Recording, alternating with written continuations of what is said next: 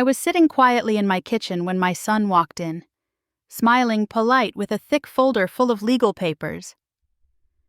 "It's just for your safety, Mom," he said. His wife chimed in. "You'll be so much happier in a care home. They thought I was too old to notice, too naive to fight back." But what they didn't know was that I had been listening, recording, and preparing for this very moment. And when my lawyer walked through that door, their smiles vanished. You won't believe what happened next. My name is Bethany Carter, a mother who gave everything. Until the day I finally stood up for myself. At 68, I lived in a quiet little apartment on the edge of a town no one talked about. The morning sun filtered gently through faded curtains, casting soft lines across the chipped countertops of my modest kitchen. Outside, life moved along. Neighbors rushing off to work, cars humming by, but inside it was still almost peaceful, the kind of quiet you earned after decades of noise. I sat in my usual spot by the small kitchen table, hands wrapped around a lukewarm cup of instant coffee. The world was moving, but I wasn't in a hurry anymore. I had been a widow for 20 years. Daniel, my husband, had passed away suddenly when our son Ethan was only 13. A heart attack, they said, as if that explained the hole it tore through my life. One minute we were a family of 3 dreaming about college trips and summer vacations. The next I was staring at hospital walls while signing documents I didn't fully understand. That was the day my life shifted, and everything from that point forward was survival. I never had the luxury of grief, not really. Grief was a privilege for those who could afford to stop. I had rent to pay a teenage boy to raise and bills that never seemed to take a day off. I went from being Daniel's wife to being the head of a household I was barely keeping together. It wasn't fair, but life rarely is, especially for women like me. I took whatever work I could find. My mornings started before dawn at the local diner pouring coffee for men who never learned my name, their tips barely enough to keep the lights on. By noon, I was scrubbing toilets in office buildings downtown, smiling politely, while people avoided my eyes in the hallway. I cleaned houses in the evenings, wealthy homes filled with polished floors, sparkling chandeliers, and women who didn't know what it meant to stretch a meal for 3 days. And on weekends, I baked. Muffins, sweetbreads, tamales, whatever I could make in bulk and sell at the local flea market. There were days I could barely feel my feet, nights where my back screamed in protest, but I kept moving. I kept pushing. Not because I was strong, but because there was no other option. Ethan deserved more. He deserved clean clothes, school supplies, a chance at something better than I had. So I said yes to every extra shift, skipped meals so he wouldn't have to, and pretended I wasn't exhausted when I cheered for him at soccer games. I lied to the world, and sometimes to myself, telling everyone I was fine because saying otherwise wouldn't change anything. Ethan grew up with everything I could afford to give him, which was never a lot, but always enough. His shoes were rarely brand new, but they were never torn. His school lunches might have been simple, but they were packed with love. When field trips came around, I worked late, took on extra clients, sold more baked goods just to make sure he could go. I never wanted him to feel less than the other kids.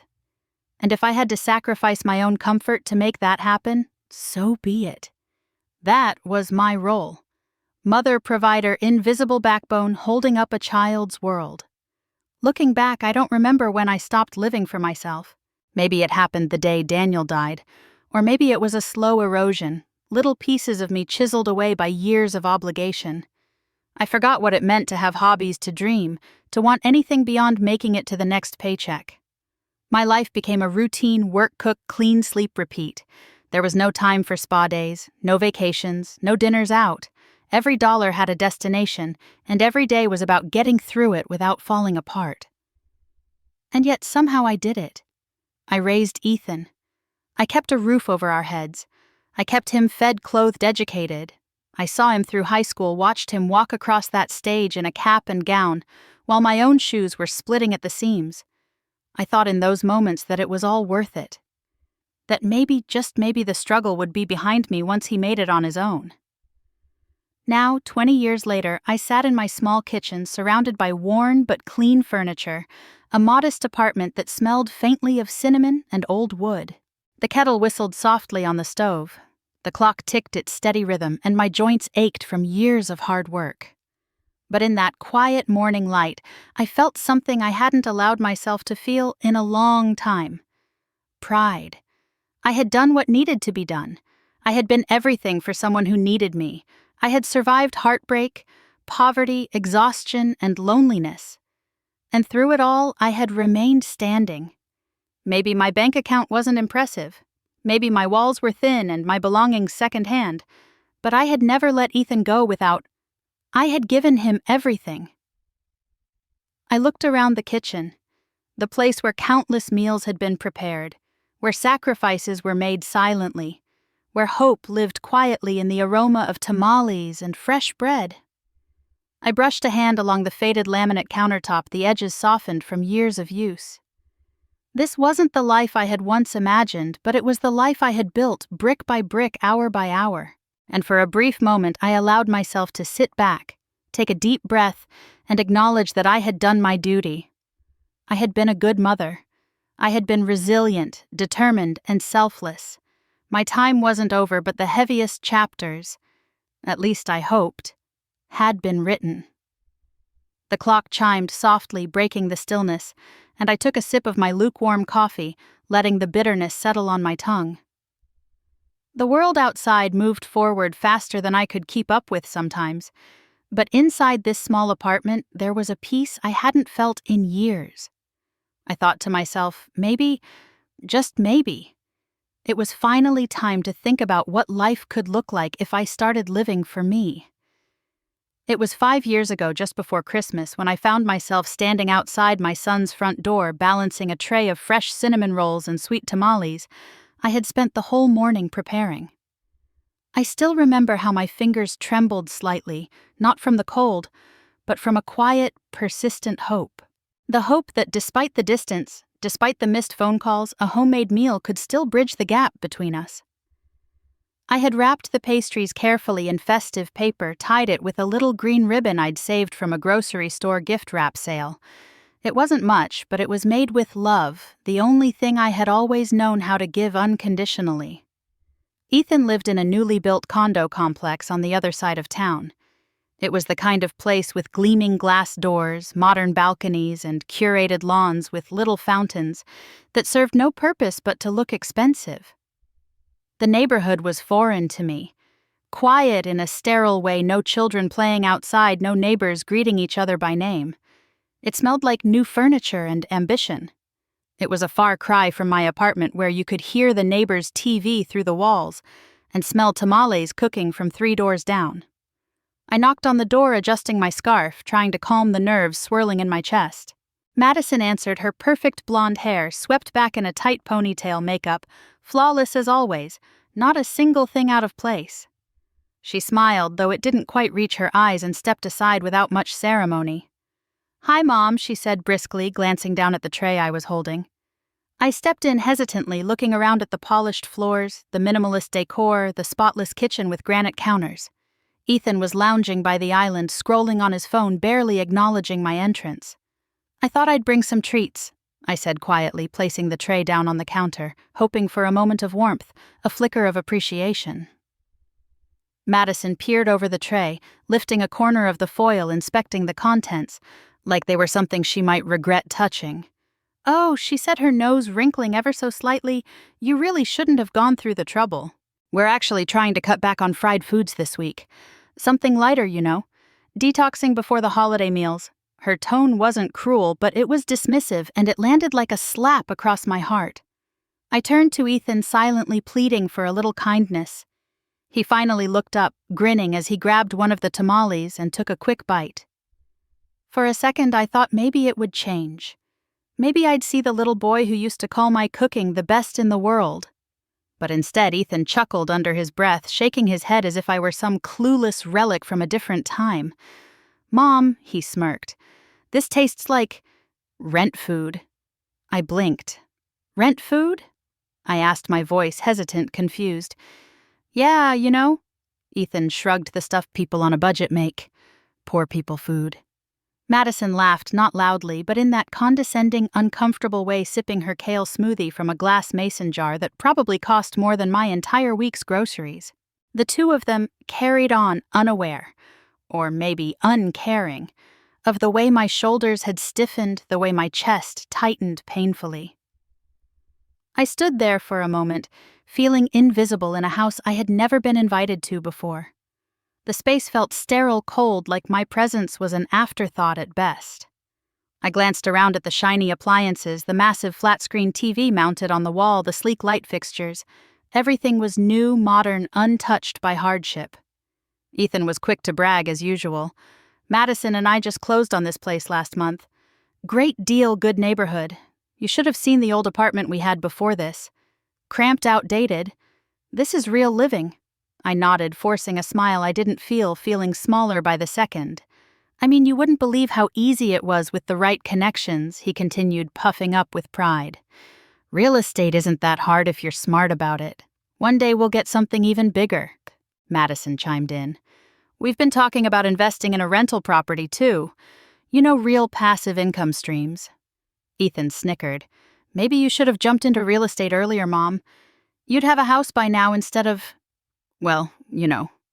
I swallowed down the bitter sting of his words, clenching my hands to keep them from trembling. I glanced over at the tray of food I had made with tired hands and an aching back. Food that was meant to bring us together but had become a reason for them to mock me. The conversation drifted to vacation plans, new cars, luxury gym memberships.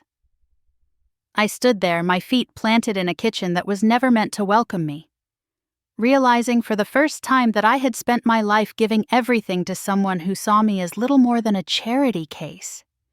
I quietly picked up the tray, rewrapping the foil over the untouched tamales. My throat felt tight, but I forced a light chuckle. Well, no worries, I said softly. I'll just take these back home. No sense letting them go to waste. Madison gave a distracted nod, already back on her phone. Ethan was back to scrolling through social media, talking about some sports car he wanted to lease in the spring. No one asked me how I was doing, how I'd gotten there if I needed anything. I had driven across town in my old car with faulty heating, spent hours in my cramped kitchen making food I thought would make them happy, and all I got in return was laughter and veiled insults. I left quietly, letting the door close behind me with a soft click, the sound almost soothing compared to the sharpness of their voices. The drive home was quiet. I didn't turn on the radio. I didn't call anyone. I just drove, letting the silence settle over me like a heavy blanket. That night I sat at my little kitchen table, the same one where I used to help Ethan with his math homework, where I used to pray over overdue bills, where I had patched countless hand-me-down clothes. I placed the tray of tamales on the counter, untouched except for the single bite Ethan had mocked. I looked at the peeling paint on the walls, the flickering light bulb I hadn't gotten around to changing, the second-hand furniture that creaked under weight. I looked at the life I had built, one sacrifice at a time, and for the first time in years, I asked myself if this was all I was meant for. Then I stood up, walked to the bathroom, and stared at my reflection in the mirror. My face had lines, my hands had calluses, but my eyes were still strong. I whispered to my reflection, "You deserve more than this." It wasn't a loud declaration. It wasn't an angry outburst. It was quiet, but it was the first honest thing I had told myself in a very long time. That was the moment something shifted inside me. Something subtle, like a seed pushing through dry soil. I didn't know what would come next. I didn't have a plan, but I knew, standing there with the taste of their ridicule still lingering, that my story wasn't finished. Not by a long shot. After that Christmas, something inside me refused to settle back into the old rhythm. The bitterness of Ethan's words lingered long after the tamales had grown stale. For the first few days I did what I always did, woke up early, scrubbed kitchens, folded towels, counted every penny like it was a rare treasure. But beneath the routine, a quiet realization kept whispering in my mind no one was coming to save me, and I could no longer live in the shadows of what I had given others. I didn't tell anyone, but I opened a new savings account in a credit union far from my neighborhood. I told the clerk it was for future plans, and she smiled, thinking I meant a vacation or a retirement trip.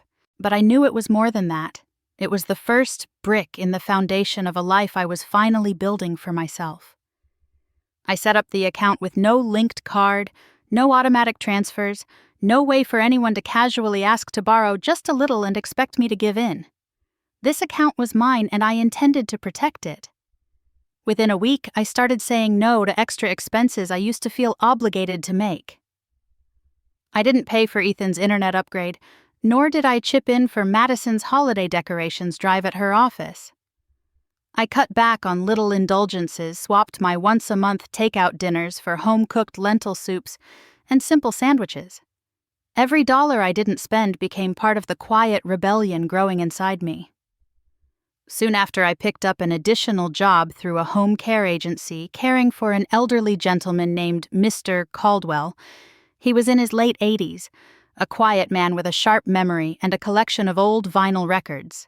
His family lived in another state, and though they visited occasionally, he spent most of his days in silence, much like I did. The job wasn't glamorous. There were floors to mop pills, to sort meals to prepare, but there was dignity in it. Mr. Caldwell called me by my name, asked about my day, and when I told him stories about raising Ethan, he actually listened. The work was steady, the pay slightly better than my other gigs, and I found an odd sense of comfort in the routine. There was peace in knowing I was earning something that belonged solely to me. I stopped feeling like a burden or a leftover. I was a provider again, but this time I was providing for myself. On weekends, I returned to something that had once been a lifeline: my baking.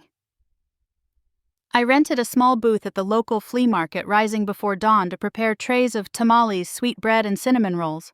My hands, though older, still knew the rhythm of kneading, dough wrapping, fillings, folding little parcels of flavor and tradition. The market wasn't glamorous either. Dusty walkways, rickety stands, and bargain hunters, but it was honest work. People smiled when they tasted my food. Children tugged on their parents' sleeves, begging for another sweet roll. And every crumpled dollar handed to me felt like a tiny victory. I didn't stop there.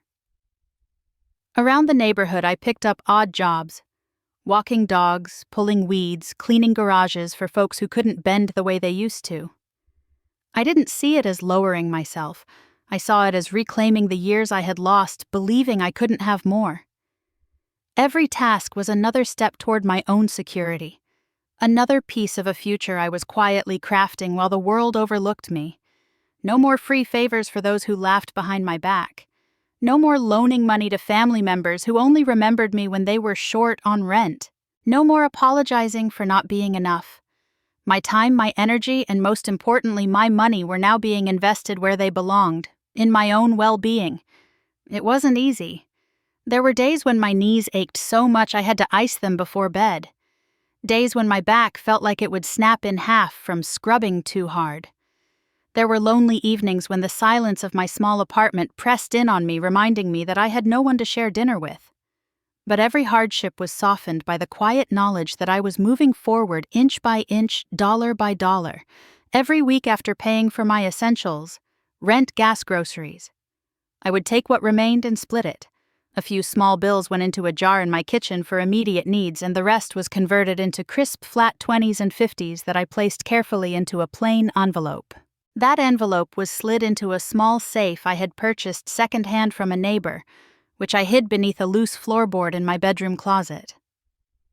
Every Sunday night, I opened that safe, placed the envelope inside, and closed it with a satisfying click. Each week, the envelope grew thicker, heavier, more real. It became a ritual that grounded me.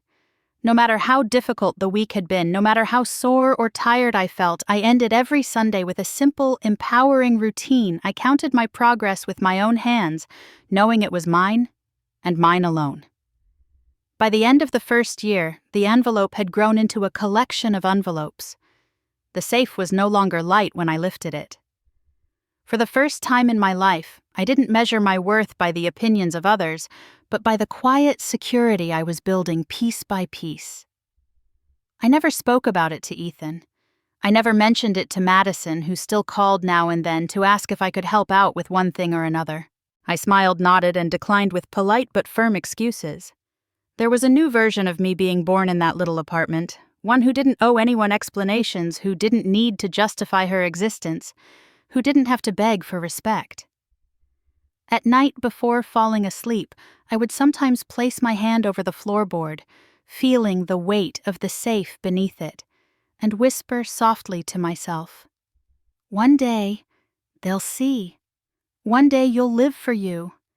And in that quiet, unnoticed corner of the world, I was finally becoming the woman I had always been meant to be.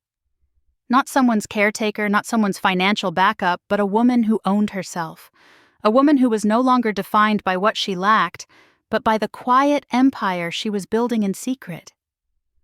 The day I received the call about Mr. Caldwell's passing, I stood in my small kitchen, clutching the receiver to my ear, feeling a strange swirl of sorrow and quiet understanding. He had passed peacefully in his sleep, the nurse said, after one last evening of listening to his favorite Frank Sinatra record.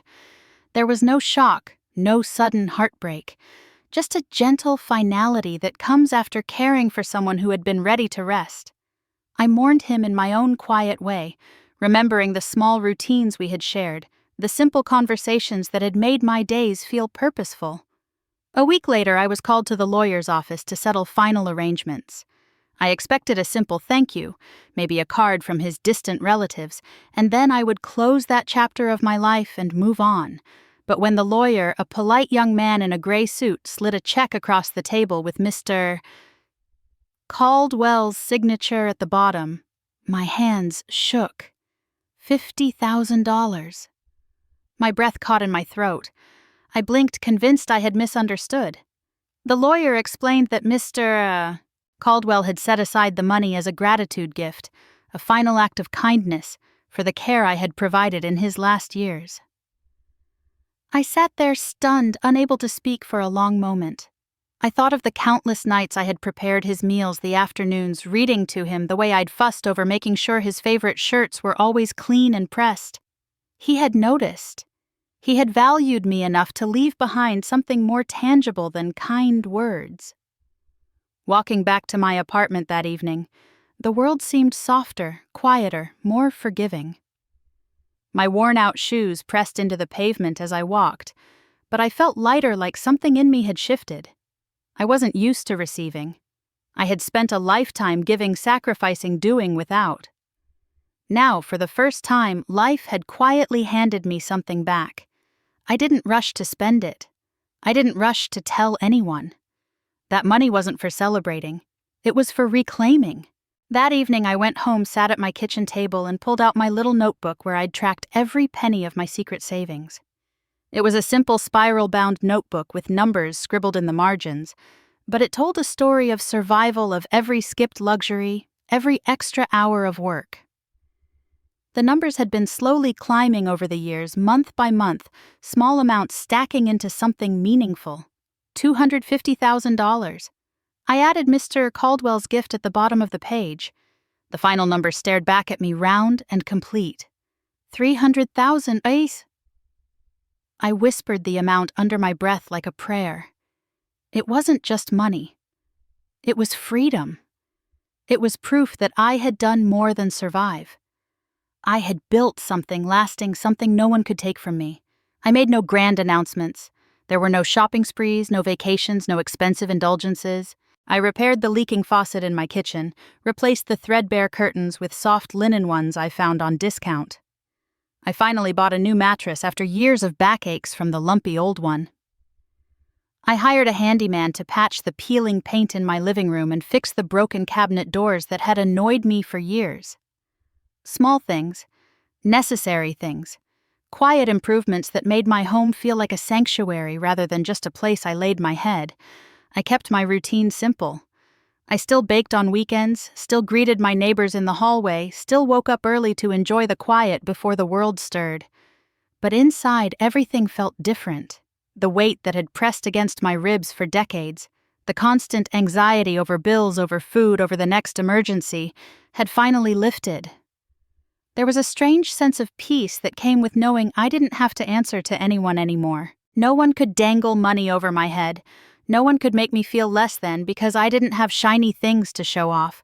I didn't need permission to feel secure. I had built it with my own 2 hands. And even though I lived in the same small apartment with the same creaky floors and mismatched furniture, it felt like I was living in a palace. Because now everything within those walls belonged to me. My time, my choices, my future. I wasn't trapped in survival mode anymore. I had options. I had independence. I had dignity. On quiet nights, I would sit by my window watching the street lights flicker, sipping my modest cup of chamomile tea, and allow myself to dream. I didn't need grandeur.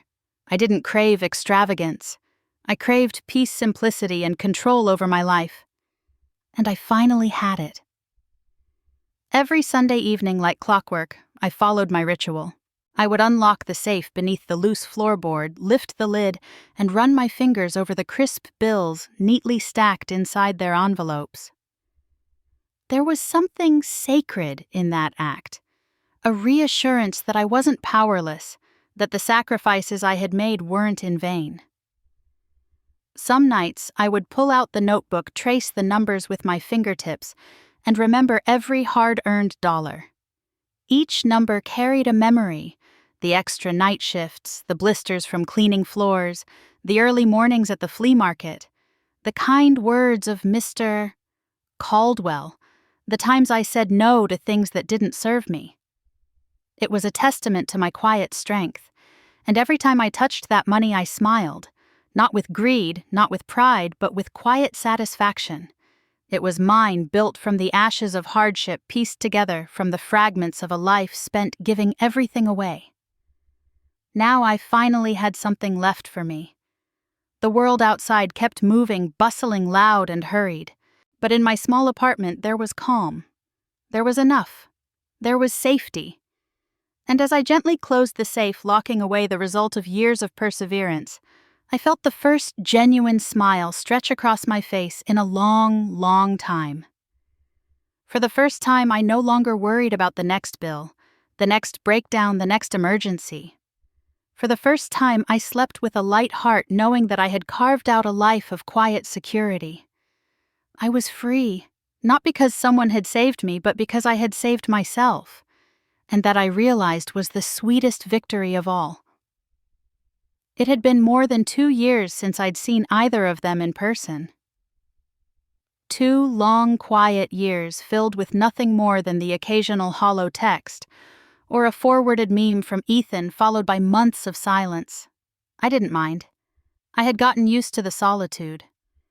It was a cleaner kind of loneliness, one where I didn't have to keep giving pieces of myself away. That's why I was caught off guard the morning they appeared unannounced at my door. I was in the middle of kneading dough for the weekend market, hands dusted in flour hair, tied back in a loose bun. The knock was polite but persistent. When I opened the door there, they stood. Ethan grinning too wide, and Madison clutching a designer handbag dressed in crisp, spotless white slacks, and a peach blouse that looked like it came straight from a magazine cover. Mom Ethan's voice was bright, cheerful, almost rehearsed. "Thought we'd come by and check on you. It's been too long." I wiped my hands on a dish towel, nodding slowly. "It has," I said, stepping aside as they strolled in like they owned the place. Madison air-kissed my cheek. Her perfume strong and artificial, the kind of scent that lingered in a room long after she left. She glanced around, taking in my humble apartment, her eyes pausing for a beat too long on the old furniture, the thrifted curtains, the small but tidy kitchen. Her smile was tight, forced. Ethan took a seat at the kitchen table like it was the most natural thing in the world, patting the chair next to him for Madison. I stayed standing, arms crossed, loosely watching the show unfold. "We've been talking about you a lot lately." Ethan began lacing his fingers together on the table. "Just thinking about how you're doing, especially with you getting older. 68 isn't young anymore, Mom." Madison nodded sympathetically, tilting her head slightly. "We just worry about you. You shouldn't have to keep working this hard. You've done enough." I said nothing, letting the words drift in the stale kitchen air. They smiled too easily, spoke too sweetly. My gut told me this visit had nothing to do with concern. Ethan leaned forward, elbows on the table, voice dropping to that patronizing tone I'd grown to despise. "Mom, you deserve to relax.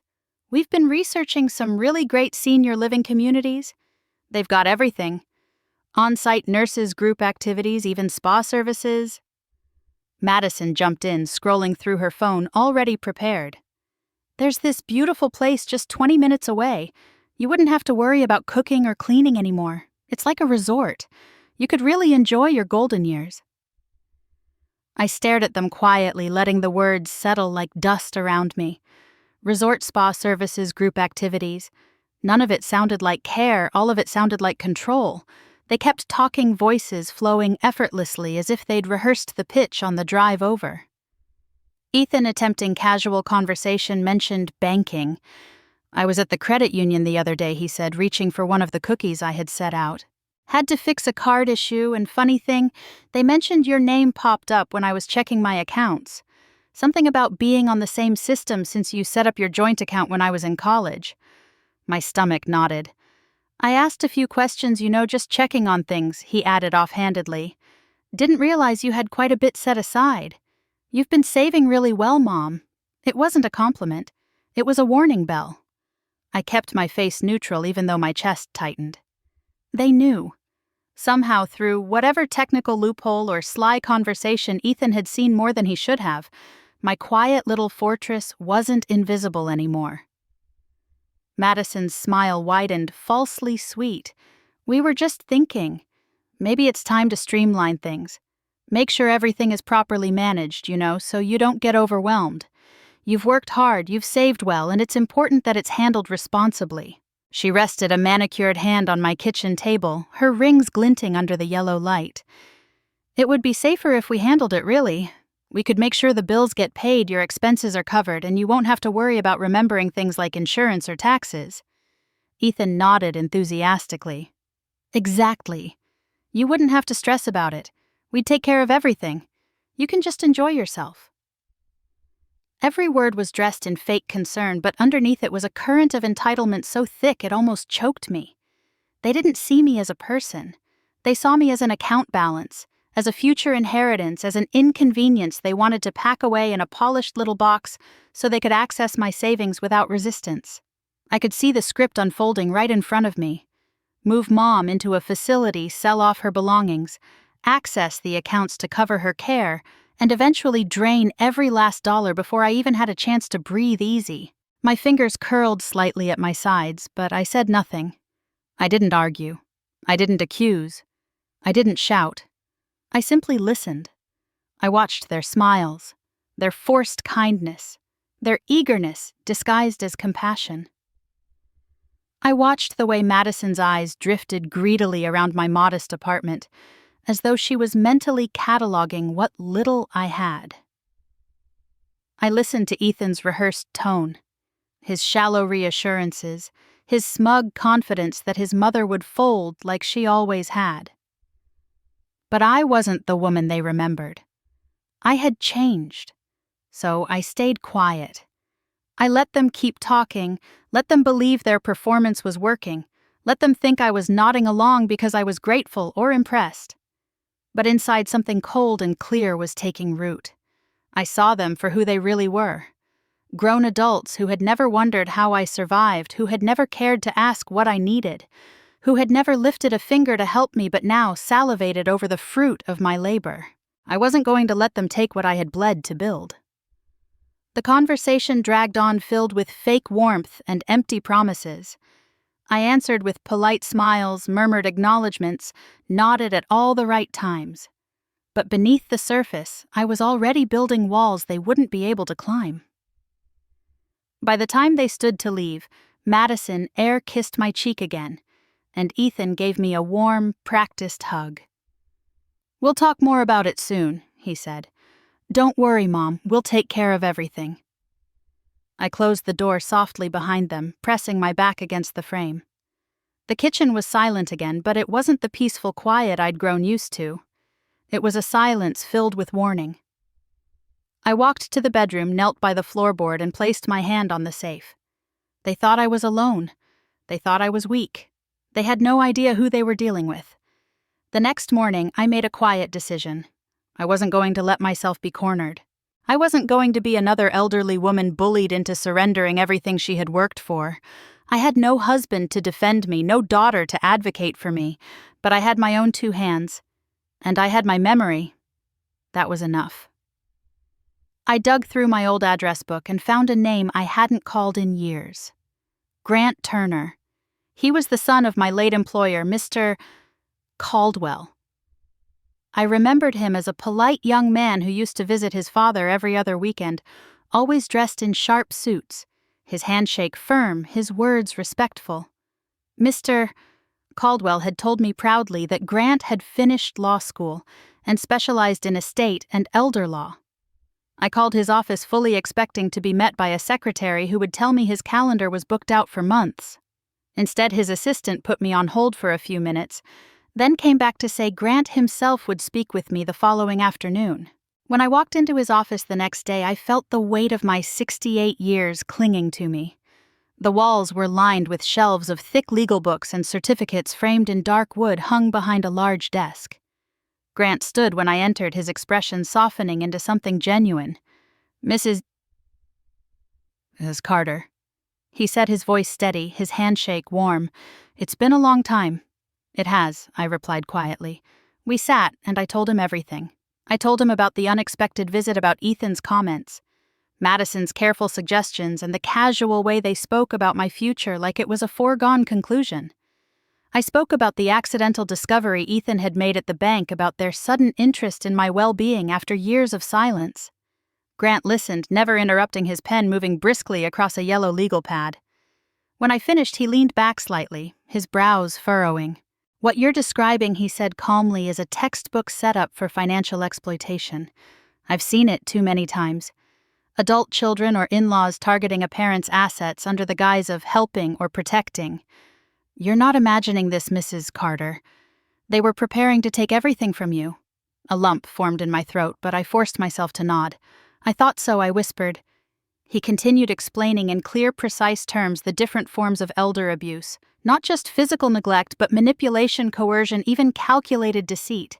He told me about guardianship abuse, about how people could push the narrative that their parents were mentally unfit to gain control over their assets. He warned me how quickly it could escalate if I didn't put safeguards in place. I'm not letting them win, I said quietly. And for the first time in years, I felt the steel in my own voice. Grant smiled, approving. Good. Here's what we're going to do. We spent the next hour mapping out a plan. The first step was revising my will. The outdated version I'd written after Daniel passed had Ethan as the sole beneficiary. That changed immediately. Grant helped me draft a new will outlining exactly where every dollar would go, ensuring safeguards so that my wishes couldn't be easily contested. Next, we arranged for the legal severance of any joint financial links to Ethan. I removed his name from emergency contacts accounts and medical authorizations. Every loose end was tightened. Every potential loophole was shut. Then came the proactive defenses. Grant connected me with a professional geriatric evaluator, someone trained to assess mental fitness. We'll have it documented, Grant said on file, that you're of sound mind. It'll be dated, signed, and certified. They won't be able to fabricate stories about you losing your memory or getting confused. I agreed to everything. Grant leaned forward, tapping his pen against the desk. One more thing. If they come back, and they will, I want you to let them talk. Don't interrupt. Don't confront. Just record. He arranged for discreet recording devices no bigger than a keychain, hidden cameras that could be tucked into everyday objects around my apartment. We placed a small microphone near my kitchen, another near the living room, and even a tiny one near the hallway by my bedroom door. You'll have your phone recording too, Grant reminded me. Keep it on you. The more they talk, the stronger your case becomes. For the next few weeks, I continued life as normal. Or at least that's what I let Ethan and Madison think. They started calling, more visiting, suddenly always masked with a thin layer of friendliness. Madison would compliment my baking. Ethan would offer to help around the apartment, both of them circling me like vultures, pretending to be caring children. I let them in. I served them coffee, smiled politely, listened to their condescending talks about planning ahead. All the while, the little devices blinked silently, capturing every word, every greedy suggestion, every plan to ship me off to a care facility while they managed my savings. Outside of their visits, I continued working. I walked dogs, cleaned neighbors' homes, baked for the flea market, just as I always had. But my eyes were sharper now. I noticed every lingering glance Madison threw toward my kitchen cabinet where I kept my files. I registered every time Ethan subtly tried to peek at the mail sitting on my countertop. I didn't call them out, but I noticed everything, and I made sure every word of theirs was recorded. At night, I reviewed the footage on my little laptop headphones in heart hardened. There was no remorse in their voices, no genuine concern for my well-being. Everything was about their convenience, their financial goals, their twisted version of caring for me by stripping away my autonomy. Each passing day, my determination grew. I wasn't going to fight them with tears. I wasn't going to waste energy on angry outbursts or meaningless arguments. I was going to fight with evidence, with preparation, with the law. Grant checked in weekly, reviewing my recordings, adjusting the legal documents, guiding me through every step. For the first time in my life, I felt protected, not by someone swooping in to rescue me, but by arming myself with knowledge, with quiet strength. This wasn't just about money anymore. It was about reclaiming my dignity, my independence, and the life I had fought too hard to build. My son and his wife had mistaken my silence for weakness. They had mistaken my age for vulnerability. But I was done being their stepping stone. This time I was going to show them exactly how much they had underestimated me. And I was going to do it without raising my voice. Without threats. Without theatrics. Just the truth. Cold, undeniable truth. And the quiet force of a mother who had finally learned how to protect herself. It happened on a breezy Sunday afternoon, just as the late autumn leaves were beginning to gather along the sidewalks. I had just pulled a batch of sweet rolls from the oven when I heard the knock on my door. This time I didn't flinch. I moved with quiet certainty, wiping my hands on a kitchen towel before walking to the entrance.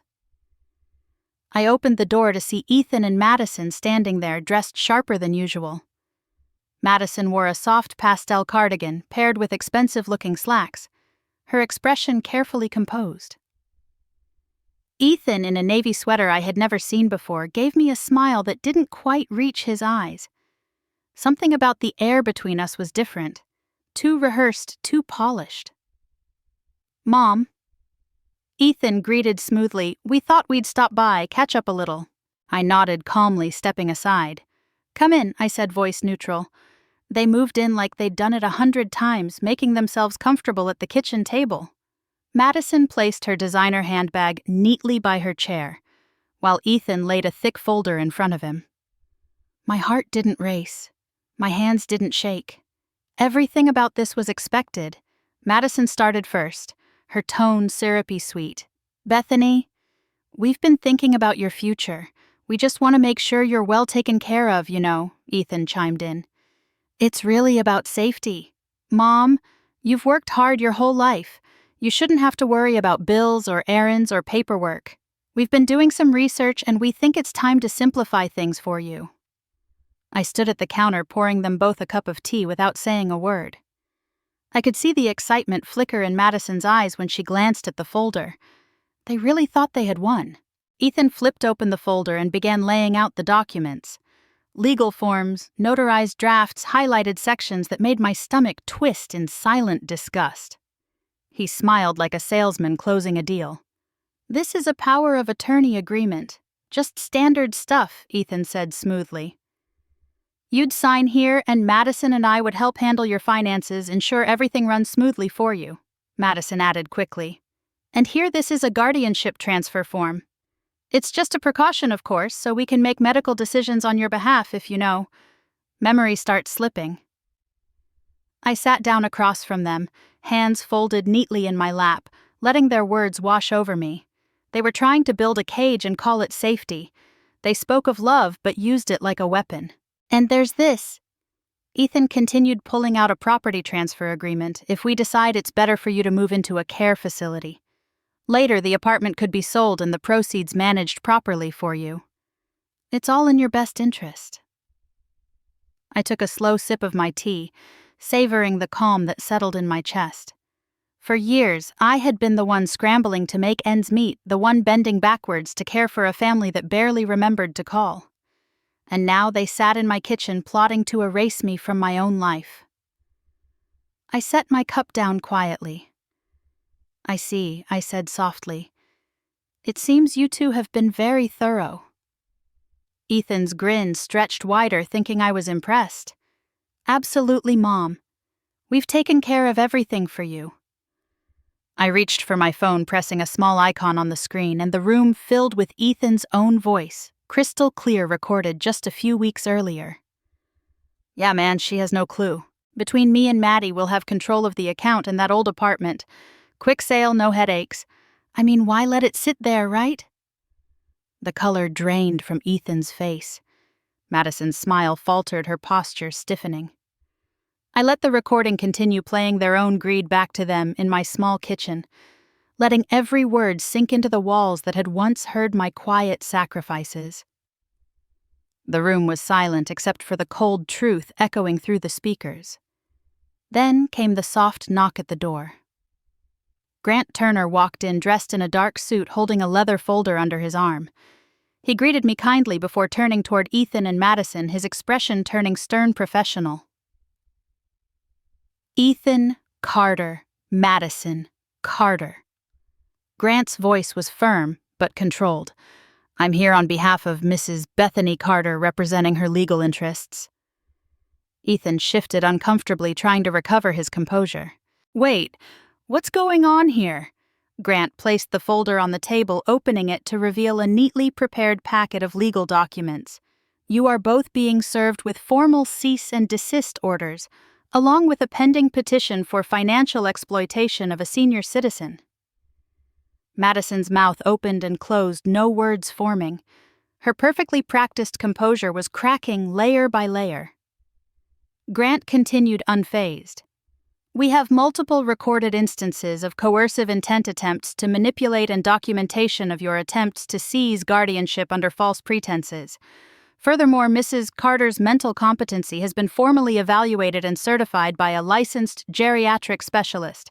All records are current and admissible in court.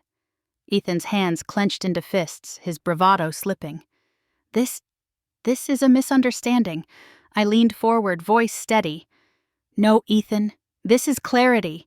For the first time in a long while, everything is crystal clear.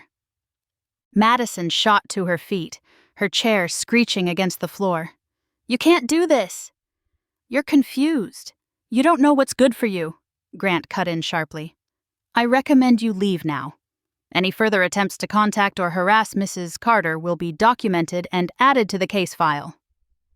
Ethan stood slowly, his face pale, and drawn, the reality of the situation finally sinking in. For the first time, I saw something in his eyes I had never seen before. Not arrogance, not entitlement. Fear. You'll regret this, Mom, Ethan muttered. I shook my head gently. No, son. For once I won't. They left in silence.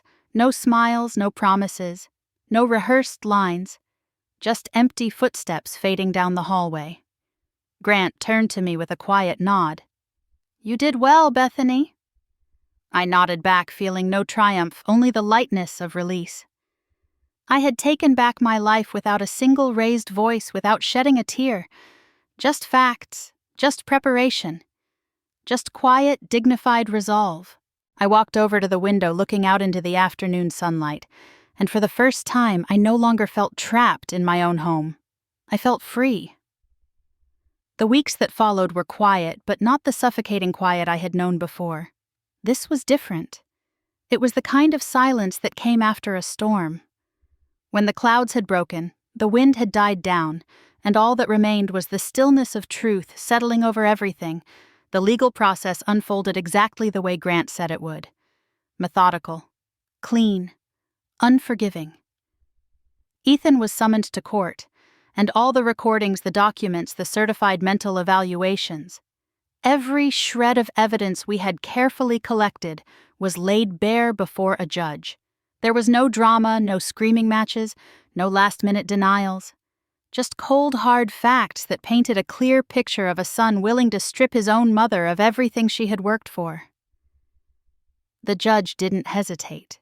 Ethan was found guilty of attempted financial exploitation of a senior citizen, a charge that would remain on his record permanently. He was sentenced to community service, a symbolic punishment, but a public one nonetheless. More importantly, he was legally barred from having any financial control over me. No access to accounts, no authority over property, no ability to make decisions on my behalf. Every avenue they had tried to use to get their hands on my life was slammed shut. Madison didn't fare much better. The story spread through our town like wildfire.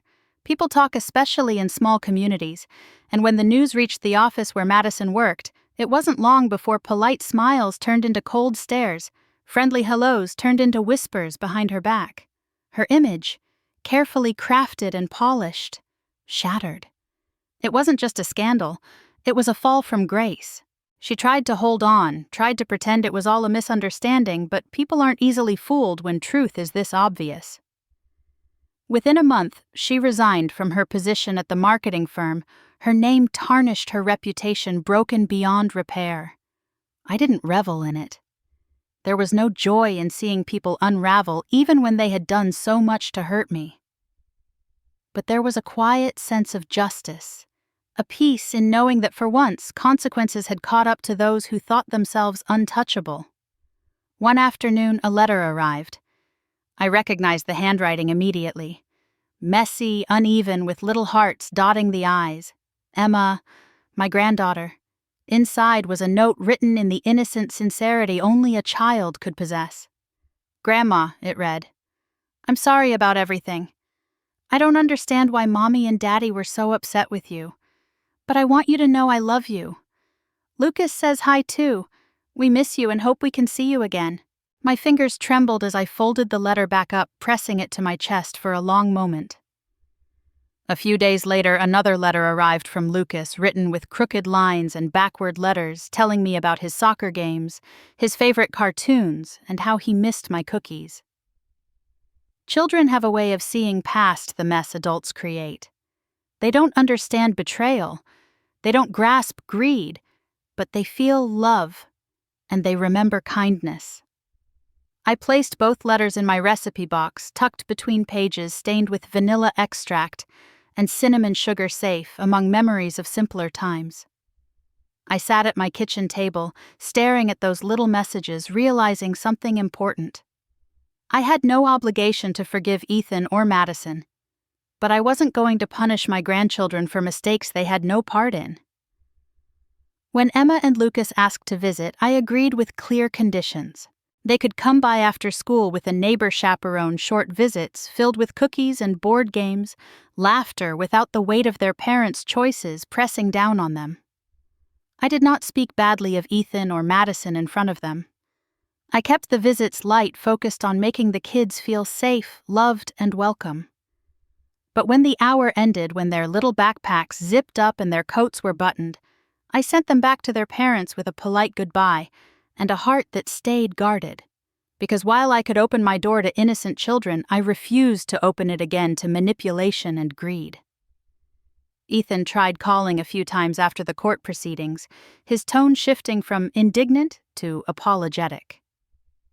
Madison sent carefully worded emails laced with just enough sorrow to sound believable, but not enough to erase what had been done. I didn't answer. I didn't need to. My boundary had been drawn not out of revenge, but out of respect. For myself. I could be civil. I could be kind to the grandchildren, but I would not allow them to drag me back into a life where I was nothing more than a stepping stone. Word traveled fast in the neighborhood. People who once pitied me now looked at me with something different. Respect. Neighbors I had known for years who had never said much beyond a nod in the hallway stopped me to ask how I was doing, told me they had followed the case, told me they admired my strength. I wasn't used to it. I wasn't used to being seen. For so many years, I was the invisible woman who cleaned, who cooked, who served, who sacrificed. Now people saw me for what I truly was, a woman who had fought back quietly, fiercely, without ever raising her voice. Some evenings, as the sun dipped below the horizon, I would sit by the window with a cup of tea and reread the letters from Emma and Lucas. I didn't know what the future would hold. Maybe one day they would grow up and ask harder questions about what had happened. Maybe they would come to understand the choices I made, the lines I drew. For now I took comfort in knowing that I had broken the cycle, that I had shown them, even in silence, that it was possible to stand up for yourself, without becoming bitter, to protect your dignity without becoming cruel. I didn't need to forgive Ethan and Madison to find peace. I had already found it in the quiet strength of my own choices. And I was finally free to live a life no longer overshadowed by guilt, obligation, or manipulation. Only the simple, steady truth of who I was and who I was becoming. The months after the court proceedings passed quietly, like the slow unfolding of a long-awaited spring. For the first time in decades, my life was no longer consumed by anxiety or exhaustion. The heaviness I had grown so accustomed to had been replaced by something softer, something that felt like freedom. I could have done what many might expect. I could have traveled, bought new things, upgraded my little apartment into something fancier. But as I sat one morning by my window, watching the world come alive with morning light, I realized I wanted something different. I didn't need luxury, I needed purpose. I needed to make sure what had happened to me wouldn't happen so easily to other women, quietly enduring the same struggle. So I made another call to Grant Turner, and together we set up something simple yet deeply personal. A fund dedicated to helping older women escape financial abuse. I named it the Carter Foundation in memory of the strength I had built through my name, not because of it. The paperwork was straightforward, but the purpose behind it was powerful. I wanted women to know they weren't alone. I wanted to offer the resources I never had when I needed them most. The foundation started small, covering legal consultations, setting up workshops about financial rights, providing emergency grants for women trying to reclaim their independence. It wasn't about grand gestures, it was about practical help, about making sure someone out there could breathe easier because they knew help was within reach. The response surprised me. Letters began to arrive. Handwritten notes from women I'd never met thanking me for the courage I'd shown, sharing their own stories of being used, ignored, dismissed. Neighbors stopped me on my walks. Strangers recognized me at the market. I wasn't just Bethany Carter, the woman who worked herself to the bone for a family that only saw her as a bank account. I was Bethany Carter, the woman who had drawn the line, who had fought back, who was now reaching out to lift others with her. Life settled into a peaceful rhythm I had never known before. Mornings started with walks around the neighborhood, the cool air filling my lungs, my steps light and unhurried. I noticed things I had never slowed down enough to see before. The way the morning sun glinted off the dew-soaked grass, the soft cooing of doves hidden among tree branches, the neighbor's cat stretching lazily in a patch of sun. Some days I'd stop by the community center where local women gathered for coffee and conversation. I didn't have to lead, I just had to listen, to be present, to share pieces of my story when it helped others feel less invisible. There was comfort in being among women who understood, who didn't need long explanations, to grasp the quiet ways life can wear a person down. I returned to my love of baking, not out of necessity, but for joy. I experimented with new recipes. French pastries, braided loaves, savory rolls stuffed with herbs from my little balcony garden. The kitchen, once a place of frantic preparation, had become my sanctuary again. I shared what I baked with neighbors, left little bundles by the doors of elderly women living alone, or delivered fresh rolls to the community shelter. I repaired things in my home not because I had to, but because I wanted to. I swapped out my old curtains for soft linen ones that fluttered in the morning breeze, bought a comfortable chair that didn't make my back ache, hung little paintings I picked up from local artists whose work made me smile. The radio played softly in the background most days, filling my space with gentle tunes while I moved about freely without schedules dictated by someone else's needs. I had grown so used to rushing, to bending, to sacrificing, that this simple, unhurried existence felt like a quiet rebellion, a reclaiming of time-space and peace. My neighbors, who once barely noticed me, now greeted me warmly. "Mrs. Carter," they'd say with genuine affection, asking for baking tips, sharing stories about their families, or simply exchanging smiles during evening strolls. I had become part of the heartbeat of the neighborhood, not as someone to be overlooked, but as someone respected and valued. Evenings were my favorite, though. I would sit by the window with a cup of tea watching the world settle down. The streets grew quiet. Lights flickered on in cozy homes, and a sense of calm wrapped itself around me like a soft blanket. I no longer waited for a phone call that never came, no longer stared at unopened messages filled with guilt trips or empty apologies. I didn't carry anger. I didn't hold space for bitterness. There was no need to replay old arguments or wonder why I had been treated the way I had. That part of my story was over. Now every sunrise marked a fresh beginning, every sunset a gentle reminder that I had survived and grown not just in spite of the hardships, but because of them. The money I had once feared losing was now being used exactly the way I wanted, to give dignity back to women who had been stripped of it, to remind them that it's never too late to take back control, to rewrite the ending of their stories. I was no longer someone's background character. I was the author of my own life. And in the quiet warmth of my modest apartment, surrounded by freshly baked bread and the soft hum of evening life, I discovered something I had been missing for far too long. I was content, truly peacefully content.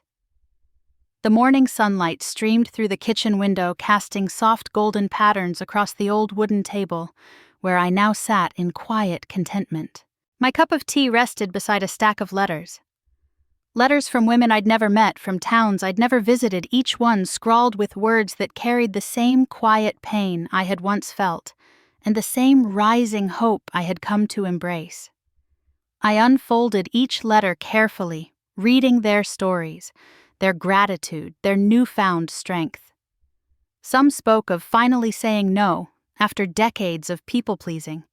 Some of leaving abusive children who had turned them into walking bank accounts. Some simply thanked me for showing them that their age did not make them irrelevant. Their words wrapped around me like a gentle embrace, soothing in a way that was difficult to describe. These were women who had spent years being overlooked, underestimated, used, and now, like me, they were learning to reclaim their lives. I placed the last letter down, feeling a peace settle into my bones that I had never known before. The years of surviving had turned into years of thriving quietly, steadily. I was no longer defined by anyone else's needs or judgments. I no longer woke up wondering if someone would ask me for money, if someone would guilt me into sacrificing yet another piece of myself. For decades, I had been trapped in a cycle of giving without boundaries, believing my worth was tied to how much I could endure, how much I could provide, how small I could make myself to keep others comfortable. I had lived under the weight of guilt, under the shadow of a son who viewed me as an extension of his convenience, not as a human being with her own dreams and limits. But sitting there in the warmth of my own home, surrounded by reminders of a life I had built for myself, I realized I wasn't living like that anymore. I wasn't afraid anymore. I wasn't looking over my shoulder wondering when the next request, the next manipulation, the next betrayal would come. I wasn't shrinking myself to make room for ungrateful children or for anyone who failed to see my value. I was living fully, freely, deliberately. My mind drifted back to the words Ethan had once thrown so carelessly at me, words that had branded themselves into my heart for far too long. "You'll never own anything, Mom." For years I had believed him. For years I had let that cruel sentence replay in my head during long shifts, during nights when bills piled up and my body ached from exhaustion. I had carried it like a curse, a reminder that no matter how hard I worked, I would always be less in their eyes. But now those same words made me smile, because they were wrong. I looked around my home. Not grand, not expensive, but peaceful and mine. The curtains, I chose the chair that held me, the little garden blooming on my balcony. I owned my space. I owned my choices. I owned my time. But most importantly, I owned myself. I whispered to the quiet room, my smile gentle but sure, I own myself. And that was worth more than any house, any account, any fleeting approval from people who had never truly seen me.